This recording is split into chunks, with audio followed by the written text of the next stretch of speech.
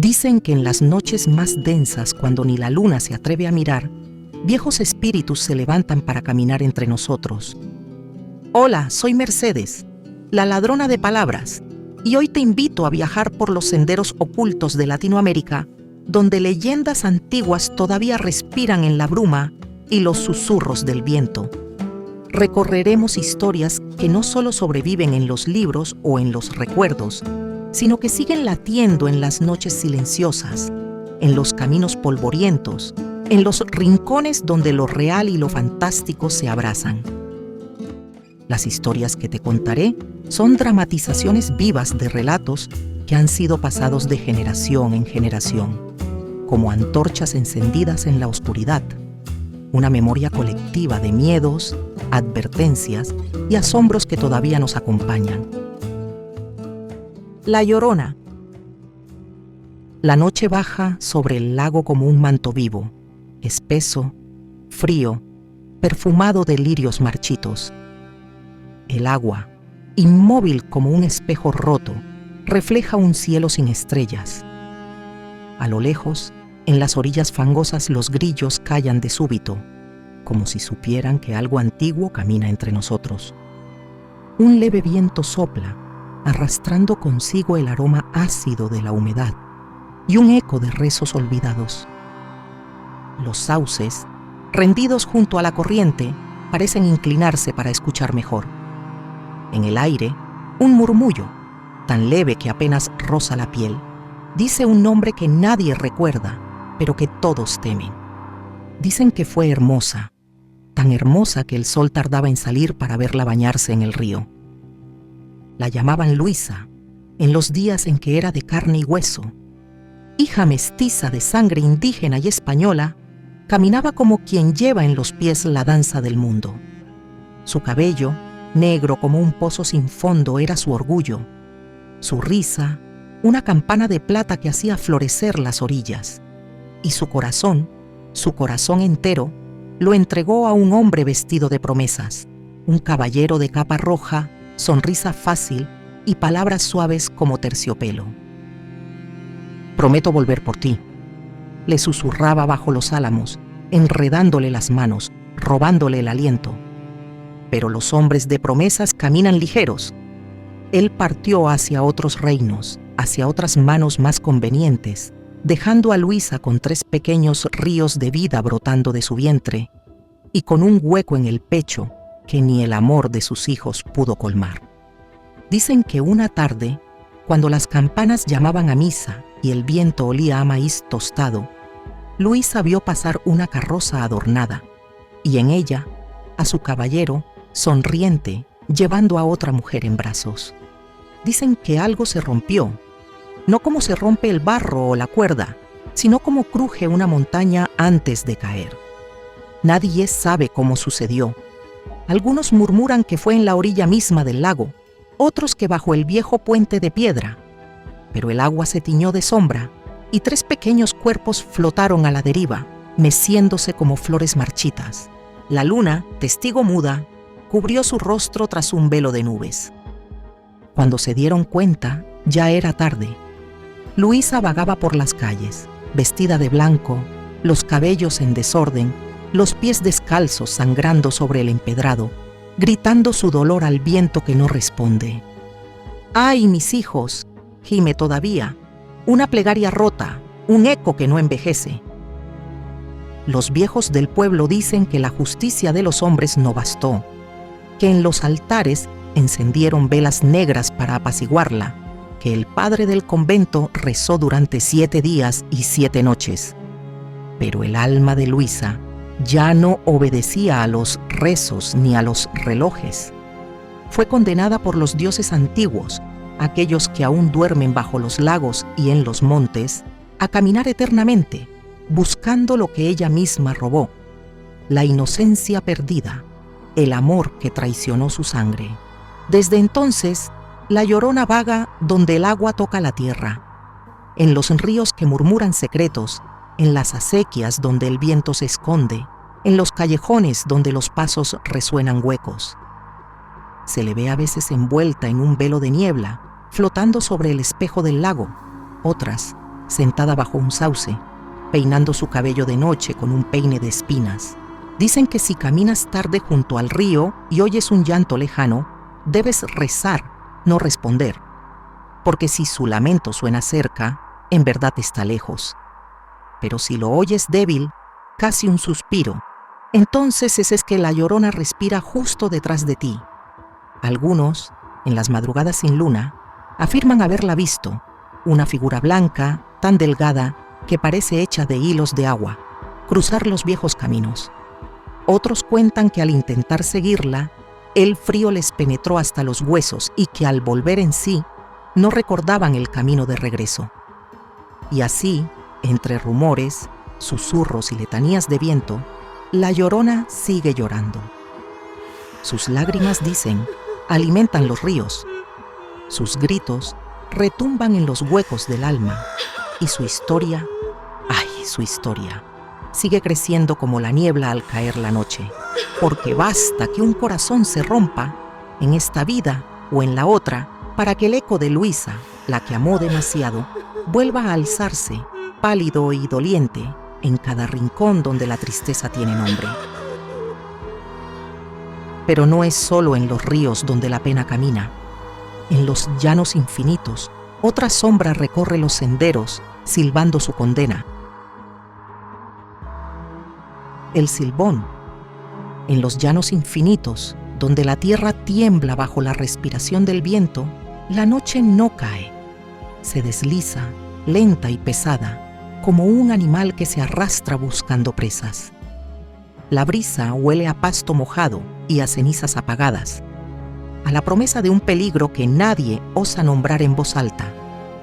Las cigarras callan y en el borde del silencio un silbido se eleva, cortando el aire como una aguja invisible. Es un sonido que no se parece a ningún otro. Sube, baja, acaricia y muerde. Y mientras vibra, algo se mueve entre las sombras de los árboles retorcidos. Algo que no camina, sino que flota, como el rastro de un crimen nunca olvidado. Dicen que una vez fue un muchacho, hijo de los llanos. Un hijo mimado, de pies sucios y sonrisa torva, criado como si el mundo entero le debiera algo solo por verlo respirar. Su vida era una sucesión de caprichos. Quería la carne más fresca, el caballo más veloz, la atención más sumisa.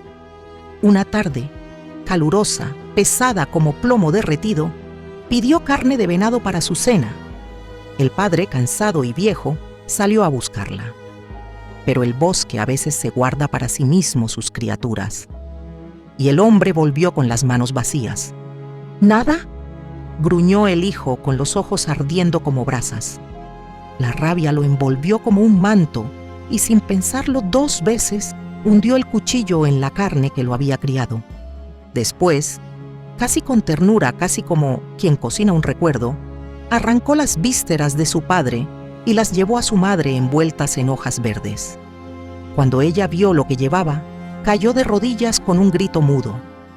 El abuelo, viejo como los montes, hizo entonces lo que dicta la ley no escrita del llano.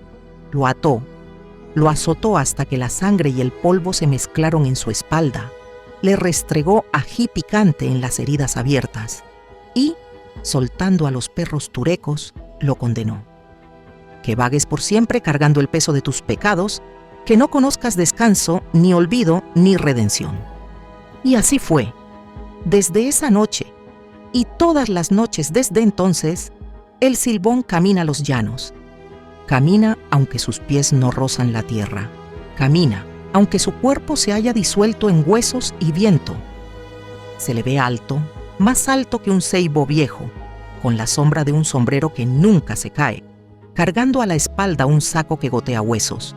Huesos que alguna vez fueron padre y luego fueron castigo. Y siempre, siempre va silbando.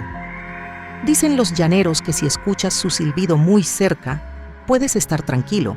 El silbón aún está lejos, pero si lo oyes lejano, como un eco perdido, corre. Corre como si el mismo infierno respirara en tu nuca. A veces Se detiene junto a las chozas olvidadas por Dios. Se sienta en los techos, desparramando su carga de huesos, contando cada uno. 1, 2, 3, 4. Y si nadie en la casa lo escucha, si nadie se santigua, al amanecer habrá un muerto entre los suyos. Los viejos enseñan a sus nietos que si caminas tarde y hueles a ají picante flotando en el aire, bendice el camino. Que si llevas un látigo de cuero, el mismo que tronó sobre su espalda, quizás te respete. Y que si tienes un perro valiente a tu lado, no temas. Los turecos aún le persiguen en sus pesadillas. Algunos dicen que a veces se acercan no para matar, sino para llorar.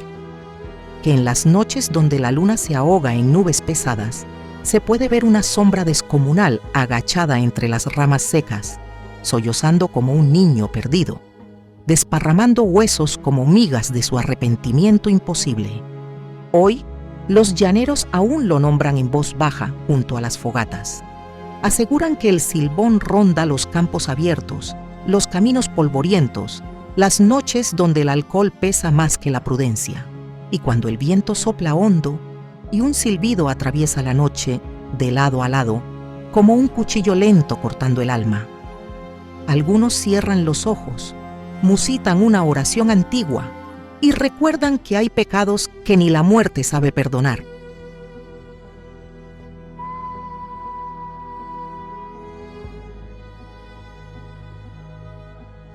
Si el viento no trae silbidos, tal vez sea el monte el que esconde un rostro más temible, una belleza rota que caza entre los árboles. La pata sola. La selva colombiana respira lento cuando el sol se esconde. Un vaho espeso, dulce y amargo como fruta podrida, se eleva entre las raíces anchas, tiñendo el aire de un verde que casi se puede masticar. Los árboles crujen bajo su propio peso y el zumbido de los insectos teje un velo sonoro que cubre la noche entera. Más allá del murmullo del agua y el rumor de las bestias escondidas, a veces suena algo más, algo como un llanto o una risa quebrada, algo que no pertenece ni al hombre, ni al animal, ni a la selva. La pata sola. Dicen que alguna vez fue mujer de carne y risa, de mirada como aguacero de verano, fugaz, intensa, impredecible. Era hermosa, tanto que la selva misma parecía abrirse para verla pasar. Pero la belleza no siempre trae bendición, y un día alguien más la miró con deseo. Un patrón, un hombre con poder y promesas. ¿Fue amor? ¿Fue escape? ¿O solo el hambre de sentirse viva entre tanta tierra y sudor? Solo vine por agua, decía ella, cada vez que salía de casa, y volvía más tarde con las mejillas encendidas y el silencio metido en los ojos. Los rumores crecieron como espinas, y el marido, un hombre de machete y pocas palabras, escuchó más de la cuenta. Una noche fingió marcharse, pero volvió sin aviso. La encontró en la cama con el otro. No gritó, no lloró, solo alzó el machete. La dejó sola en el monte, mutilada, sangrante, con una sola pierna donde antes había dos y con el corazón hecho jirones. Por querer demasiado o por querer mal, murmuran todavía las parteras al preparar sus brebajes. Desde entonces, la patasola vaga entre los cafetales, los montes terrados y los caminos olvidados. Se presenta a los hombres como un sueño encarnado, una mujer de belleza imposible, cabello de sombra líquida, labios como fruta madura. Canta una melodía que huele a flor de maracuyá y a peligro, y su risa se desliza entre las hojas como un perfume que embriaga. Los hombres la siguen. ¿Cómo no seguirla, creyendo acercarse a un regalo de la selva? Pero en un parpadeo, la ilusión se desmorona. El cuerpo hermoso se tuerce, los rasgos se corrompen como cera al fuego, y donde había dos piernas ágiles, solo queda una extremidad grotesca, retorcida como raíz vieja. La patasola salta entonces, ligera como un jaguar, hambrienta como una quebrada en sequía, y se lanza sobre su víctima con un grito que es risa y llanto al mismo tiempo. Dicen que quienes la ven de frente jamás regresan. Otros, los que apenas alcanzan a oír su canto en la distancia, cargan para siempre un miedo tibio, una sombra pegada a la espalda que ni las plegarias ni el aguardiente logran espantar. Algunos sabios enseñan que si oyes una risa que no parece de este mundo en la espesura, debes arrodillarte, besar el suelo y rezar en voz baja hasta que la tierra te reconozca como suyo, que debes evitar el canto de la patasola como evitas la mirada del jaguar. Pero, ¿por qué actúa así? Vaga como castigo, como venganza, como advertencia. Busca tal vez en cada rostro masculino al traidor que la arrojó a su suerte, al amor que la olvidó bajo el musgo y el barro. Quizás simplemente no soporta la soledad que la selva le impuso como única compañera. Hoy aún en los pueblos donde las luces eléctricas apenas rozan la noche espesa, los abuelos bajan la voz al hablar de ella. Y los leñadores, antes de adentrarse en la espesura, amarran en su cintura una rama de guayabo bendecida, porque saben que, allá adentro, no es solo la oscuridad lo que puede atraparlos. A veces, entre los árboles susurrantes, cuando todo el monte parece contener el aliento, una canción se desliza, dulce, irresistible. Y si no cierras los oídos a tiempo, si no anudas tu corazón al suelo que pisas, la patasola puede encontrar el camino hacia ti. Porque hay dolores que ni la selva logra enterrar, y hay espíritus que como raíces siguen creciendo hacia donde menos esperas.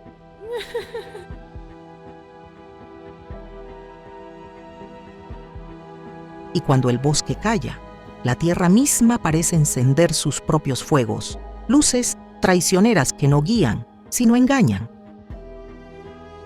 La luz mala.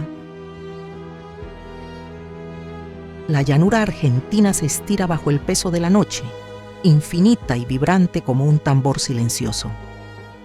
El olor a pasto húmedo, a barro y a raíces abiertas perfuma el aire, mezclándose con un frescor denso que sube desde la tierra como un aliento contenido. El viento acaricia las copas de los talas y los algarrobos, pero en ciertos rincones, donde los montes son más cerrados y los caminos se borran en la oscuridad, el viento no se atreve a entrar. Allí, entre los matorrales bajos, brilla algo. Una chispa temblorosa, pálida, casi tímida al principio. Una luz flotante, como un lucero caído que se resiste a morir. La gente del campo la llama la luz mala. Y no es un farol ni un reflejo, es un presagio. Dicen los viejos que esa luz no es de este mundo, que brota de la tierra misma, del lugar donde alguna vez cayó un muerto sin confesión, un alma en pena, atrapada entre el polvo y el olvido. En vida, fueron hombres y mujeres como cualquier otro. Arrieros extraviados, soldados sin cruz, asesinos que jamás pidieron perdón. Viajeros que encontraron la muerte sin nombre ni compañía. Al morir lejos de los ritos y de las manos que pudieran bendecir su paso, sus almas quedaron anudadas a sus huesos y sus huesos a la tierra. No te acerques, dicen los paisanos, mirando el horizonte con ojos duros, porque la luz mala no guía, engaña. Baila entre los pastizales como un fuego fatuo, seduce a los caminantes cansados, a los curiosos imprudentes, con su temblor de promesa lejana. Hay quienes, al verla, se han lanzado a perseguirla, pensando encontrar refugio o un tesoro escondido, pero basta un paso en falso, basta dejar que el deseo venza al instinto, y entonces la luz se vuelve rayo. Se desata como un látigo incandescente, y la muerte, silenciosa, rápida, reclama un cuerpo más para alimentar su resplandor. Los más sabios saben qué hacer. Deben tirarse al suelo boca abajo, rezar con el corazón limpio o prender un cigarro de tabaco negro, que dicen ahuyenta la mala energía. Algunos, en la desesperación, se muerden el dedo meñique para verter una gota de sangre y calmar el hambre de la tierra. No mires atrás. Advierte un abuelo al nieto cuando la noche parece crecer hacia adentro. A veces se cuenta, la luz se aleja, flotando como una mariposa espectral hacia los bañados o los campos abiertos.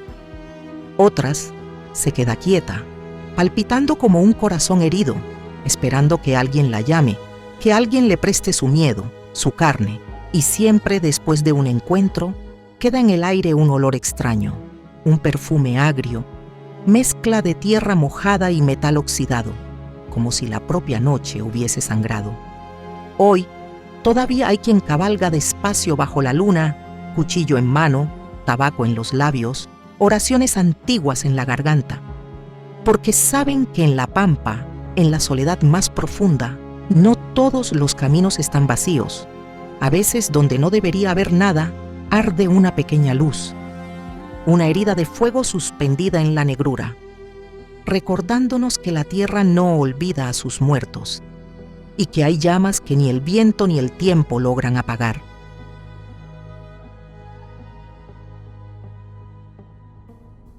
Hasta ahora hemos visto fantasmas llorar, silbar y bailar entre las sombras. ¿Quién necesita dormir tranquilo esta noche? Si quieres seguir viajando entre almas errantes, suscríbete al canal. Es más seguro que seguir una luz mala en el monte. La planchada. El hospital respira a su propio ritmo como un animal cansado. En las noches más profundas, cuando las lámparas tiemblan en sus soportes y el olor a desinfectante flota espeso sobre los corredores vacíos, hay un frío que no viene de la tierra ni del viento. Las paredes, color hueso, guardan secretos en sus grietas, y entre las sábanas limpias, entre los ecos de pasos lejanos, se dice que algo más camina, algo que plancha las arrugas del olvido. Antes de ser leyenda, Eulalia fue carne y voluntad. Era una enfermera pulcra, impecable como una mañana de invierno. Su uniforme blanco, siempre perfectamente almidonado, resplandecía bajo las débiles luces de gas, como si ella misma fuera un faro en la oscuridad de la enfermedad. Dicen que cuidaba a los pacientes con una devoción que rayaba en el sacrificio, que sus manos eran suaves como la brisa de primavera, pero sus ojos duros como el mármol cuando la disciplina lo exigía. Amaba en silencio a un joven médico, apuesto, lleno de sueños grandes como catedrales. Él la miraba con gentileza, con respeto, pero no con amor. Una noche, entre promesas de futuro y confidencias robadas en la penumbra, él le juró que volvería, que solo debía esperar, y Eulalia esperó, mes tras mes, carta tras carta que no llegaba, hasta que un rumor arrastrado por las bocas de otras enfermeras le heló el alma. Se ha casado con otra, en otra ciudad. La noticia cayó sobre ella como una sábana húmeda. Algo en Eulalia se quebró, no con estruendo, sino como el crujir suave de un papel viejo entre los dedos. Desde ese día, su paso se volvió más lento, su sonrisa más ausente, y aunque siguió cumpliendo su deber con una precisión fantasmal, su espíritu se fue deshilando como hilo en una costura vieja. Una madrugada, tras velar a un paciente que no sobrevivió al amanecer, Eulalia cayó al suelo, silenciosa, discreta, como todo en su vida. Se dice que murió de pena, de amor no correspondido, de una enfermedad que no figura en los manuales médicos. Pero su historia no terminó allí. Poco tiempo después, los enfermos más graves empezaron a contar lo imposible. Una enfermera de rostro sereno, de uniforme resplandeciente, se acercaba en las noches, acomodaba sus almohadas, alisaba sus sábanas arrugadas y susurraba palabras de consuelo en un idioma que no era del todo humano. «Descansa, aún puedes sanar», murmuraba una voz baja, como si viniera de detrás de los sueños. Ningún registro de turno mencionaba su nombre. Ninguna colega admitía haber estado allí. Y, sin embargo, los pacientes mejoraban inexplicablemente, o al menos partían con una calma inusual. Los ancianos dicen que si ves a una enfermera de uniforme impecablemente planchado, con un aura de tristeza dulce y pasos que apenas tocan el suelo, no le temas, inclina la cabeza, agradece en silencio, porque has sido tocado por la compasión de quien no pudo curarse a sí misma. Hoy, todavía hay quien asegura haber sentido la caricia leve de una mano invisible al borde de la fiebre. Todavía hay quien escucha el susurro de la esperanza en un hospital que debería estar vacío. Y en cada pliegue alisado de una sábana de hospital, en cada pañuelo cuidadosamente doblado sobre un pecho moribundo, vive el eco de Eulalia, la mujer que nunca dejó de cuidar, aunque su corazón haya sido el primero en romperse. Aunque a veces, en las entrañas de la selva, es la propia naturaleza quien manda su emisario más temido, el que no perdona a quienes olvidan respetarla. El tunche.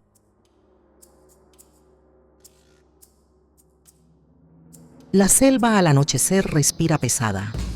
La humedad se adhiere a la piel como un sudario tibio. Las hojas susurran entre sí con voces que no son del todo humanas. Y bajo ese techo vivo de ramas y lianas, la oscuridad no cae, brota. Densa, pegajosa, llena de murmullos que caminan solos. Dicen que en este mundo de sombras vivas, no todos los que caminan son hombres. Dicen que hay un ser, antiguo como el barro, como el primer grito, que ronda invisible, buscando a quienes se atreven a romper el equilibrio sagrado. Lo llaman el tunche.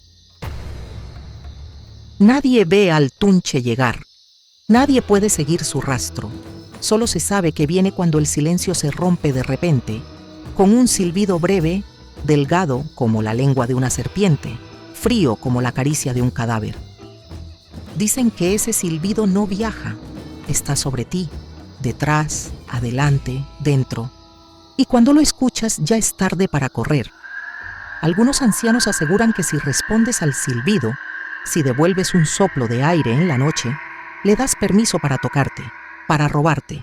Otros dicen que no importa, que cuando el tunche te elige, ni las oraciones, ni el machete, ni la voluntad más férrea pueden salvarte. Es un hombre que se perdió. Es el alma de un chamán traicionado.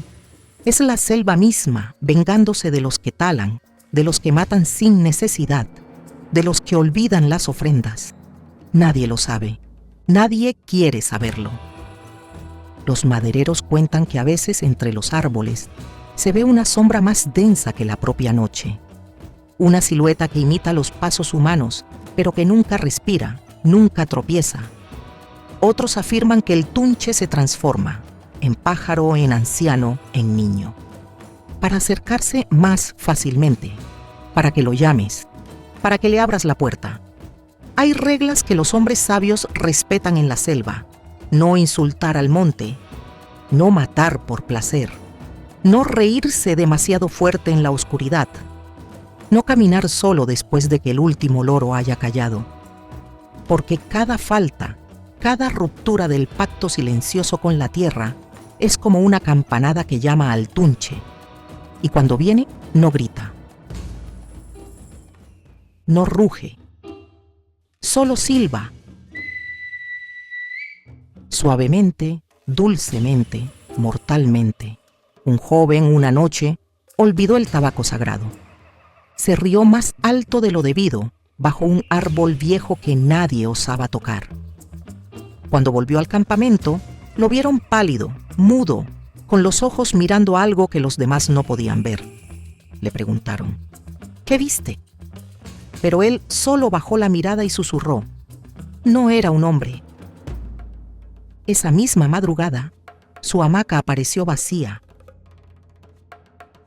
y los rastros de sus pies en la tierra mojada simplemente desaparecían a medio paso. Todavía hoy, en la profundidad del Amazonas, si caminas en el silencio pesado de la noche y escuchas un silbido corto, cortado como un soplo breve, no respondas, no mires atrás. Baja la cabeza, murmura el nombre de los ríos, de las montañas, de los árboles viejos. recuerda a la selva que también eres hijo suyo, que vienes en paz, porque el Tunche no odia. El Tunche no castiga porque sí. Él es la voz del monte ofendido, el guardián invisible de lo que era sagrado antes de que llegáramos. Y cada silbido que atraviesa la noche es un recordatorio. No todo lo que camina tiene alma humana. No todo lo que respira desea ser visto. Y no muy lejos de esos montes, donde la noche pesa como plomo, otra presencia busca a los que traicionan la confianza y la sangre. La Sayona. La llanura se extiende infinita bajo un cielo de acero. La noche cae densa, caliente, pegajosa como un sudor que nunca se seca. Los árboles, escasos y retorcidos por el viento, silban canciones que no pertenecen a esta tierra ni a esta época. En el aire, ácido, tibio, cargado de tierra roja, flota una amenaza tan antigua como la sed. Los grillos guardan silencio. Y entre la niebla baja, donde los caminos se funden con los matorrales, alguien o algo se mueve sin pisadas, solo con el roce seco de un vestido largo contra el polvo. La Sayona. No siempre fue espectro. Una vez fue mujer, y hermosa como los amaneceres que incendian los ríos. Dicen que se llamaba Melisa, en la época en que aún tenía voz de carne, ojos de miel y risas que hacían florecer la maleza. Su esposo era un llanero de manos ásperas, hombre trabajador pero débil de espíritu. La belleza de Melisa era su orgullo y su condena. Una tarde, un rumor se deslizó entre los patios. «Tu marido se acuesta con tu madre», le susurraron las vecinas, envenenando el aire como culebras escondidas. Melisa, ciega de celos y de rabia, corrió a su casa, el machete brillando como un rayo en su mano, y sin preguntar, sin oír excusa ni clamor, dejó caer el filo sobre la carne de su propia sangre. Primero su madre, después su esposo, que apenas alcanzó a levantar las manos en un gesto inútil. La sangre se mezcló con el polvo. El viento olió a hierro y a muerte. Solo cuando todo estuvo en silencio, Melisa escuchó, por primera vez, el verdadero lamento. Su madre, agonizando, le maldijo: «Te condeno a vagar eternamente, buscando lo que perdiste por no saber escuchar». Desde entonces, en cada recodo del llano donde los caminos se bifurcan como venas secas, la Sayona acecha. Su figura se dibuja entre la bruma, una silueta de mujer alta vestida de blanco, con cabellos tan largos que tocan el suelo, tapando el rostro como un velo de luto. A veces, su rostro es el de una joven hermosa que pide ayuda llorando en la noche. Otras, la sonrisa perfecta se desgarra para revelar dientes podridos y su piel, antes tersa como agua quieta, se abre como corteza quemada, dejando asomar la sombra de su maldición. A los hombres infieles los busca primero con dulzura. Se les aparece junto al camino o junto al fuego del campamento y les susurra promesas tibias al oído. Si alguno se atreve a seguirla, y siempre hay uno que lo hace, entonces, en el último instante, Melisa se quita el velo de cabello y muestra su verdadero rostro, un abismo de rabia, dolor y muerte. El grito que suelta entonces, dicen, no es humano. Es el aullido de todas las mujeres traicionadas, de todas las madres olvidadas, de todos los amores rotos. Algunos cuentan que hay maneras de protegerse: un escapulario de la Virgen en el cuello, un rezo murmurado con fe verdadera, o una promesa rota reparada en vida. Pero pocos recuerdan eso cuando sienten la dulzura de su voz acariciándoles la nuca en plena oscuridad. «Vienes conmigo», susurra, en un murmullo que huele a madreselva podrida. Hoy los vaqueros todavía evitan viajar solos de noche. Prefieren rodear los caminos donde la bruma es más densa, donde los perros lloran sin motivo, donde el aire pesa sobre los pulmones como una advertencia. Porque saben, lo saben en los huesos, que en la vasta soledad del llano, donde todo parece dormido, la sayona sigue caminando, incansable, buscando, siempre buscando, con la herida abierta en el pecho y la maldición cosida en la piel. Y a veces, cuando el viento cambia de repente, cuando las estrellas parpadean como si algo las asustara, parece que su silueta pasa rozando el límite del mundo, recordándonos que algunos errores ni el tiempo ni la muerte logran enterrar.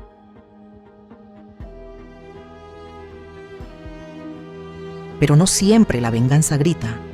A veces canta dulces melodías, ocultando su maldición bajo un sombrero y un amor enfermizo. El sombrerón.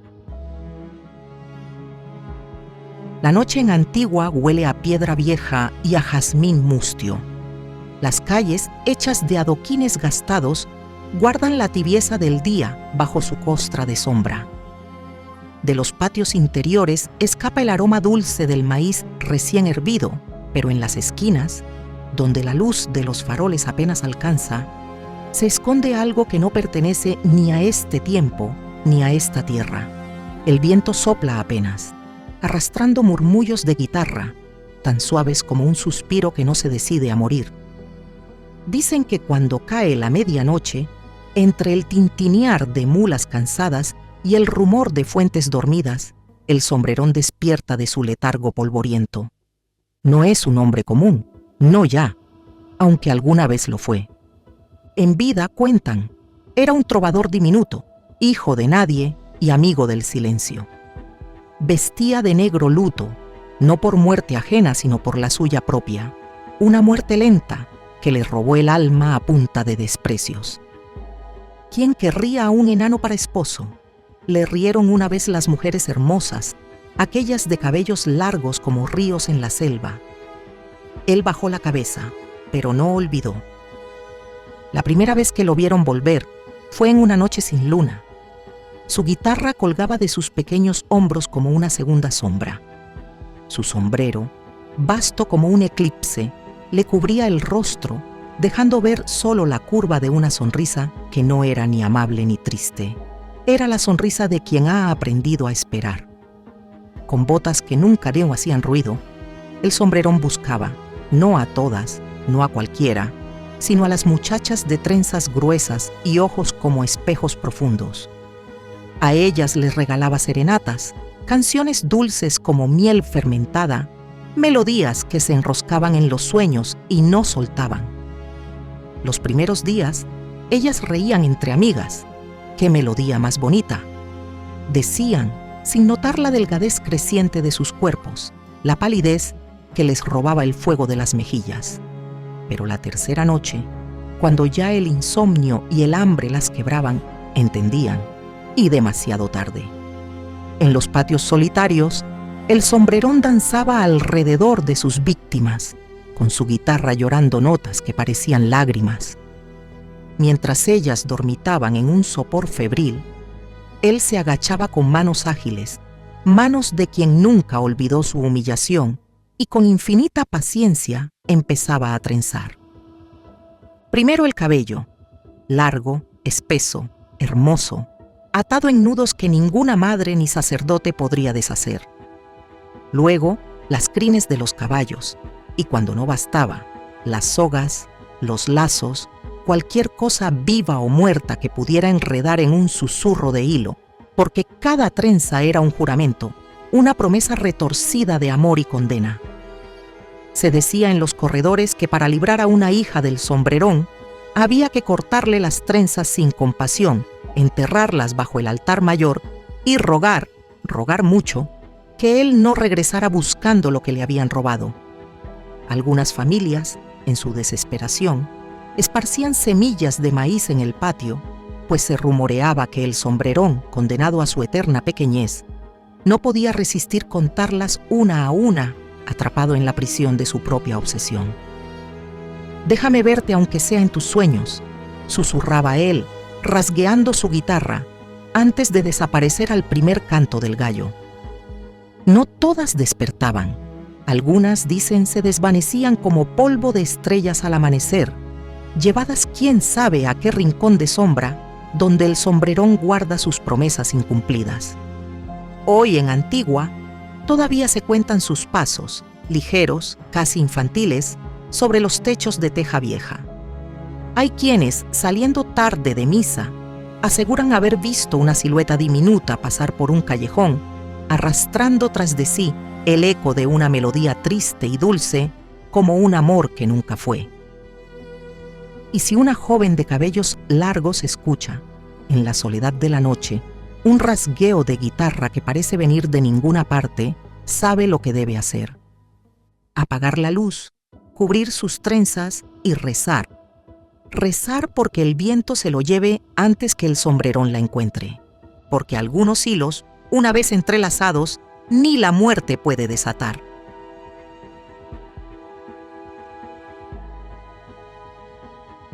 Y mientras algunos espíritus seducen, otros simplemente acechan en la noche, fieles o feroces, esperando al viajero desprevenido. El cadejo. La noche cae como un manto de ceniza sobre los caminos de tierra. El aroma de leña quemada y hojas secas flota en el aire inmóvil, mientras la luna, hinchada y pálida, se desliza entre las nubes como un ojo que todo lo vigila. Allá, en los caminos que serpentean entre montañas y cafetales dormidos, nadie viaja solo después de medianoche, porque saben que algo espera. No un hombre, no un espectro, sino algo que es ambas cosas y ninguna. El cadejo. A veces es una sombra inmensa, a veces un perro de ojos rojos como brasas, a veces solo un rumor de pasos invisibles tras los tuyos, respirándote en la nuca. Se dice que hay dos: uno blanco, que cuida, y uno negro, que acecha. Pero no siempre fue criatura de tinieblas. Mucho antes de vagar como espectro, fue un alma humana, joven, impulsiva, devota de placeres fáciles y caminos torcidos. Dicen que era un muchacho de pueblo pequeño, incapaz de enmendar su vida pese a las lágrimas de su madre, quien, desesperada, le maldijo en su último suspiro: que Dios no te recoja ni el diablo te quiera. Y la maldición se cumplió. Desde entonces, condenado a no pertenecer ni al cielo ni al infierno, el muchacho cambió de forma. Su cuerpo de carne se deshizo bajo la maldición, y de su alma nacieron dos bestias gemelas, una guardiana, otra verdugo.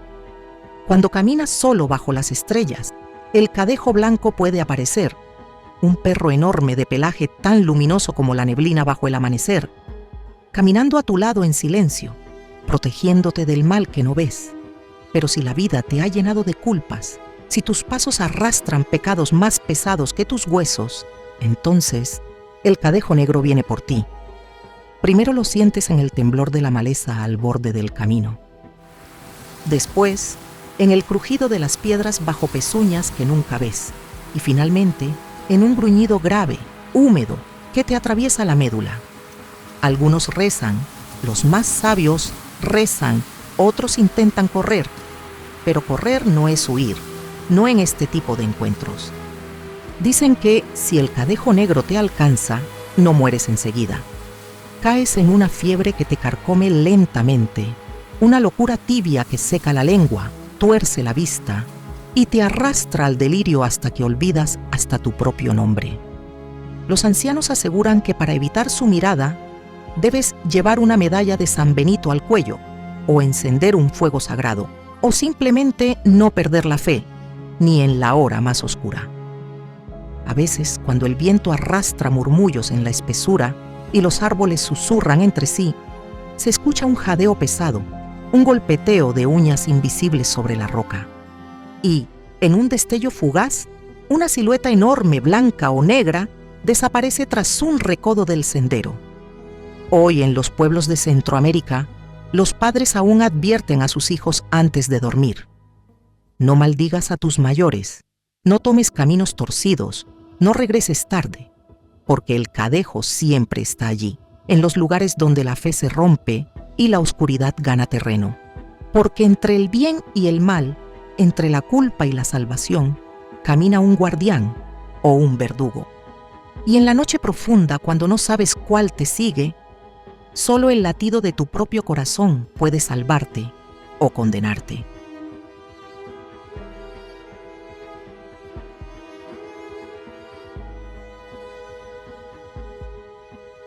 Y hay quienes, cargados de culpa, ni siquiera encuentran descanso tras la muerte, arrastrando su dolor bajo la lluvia interminable del bosque.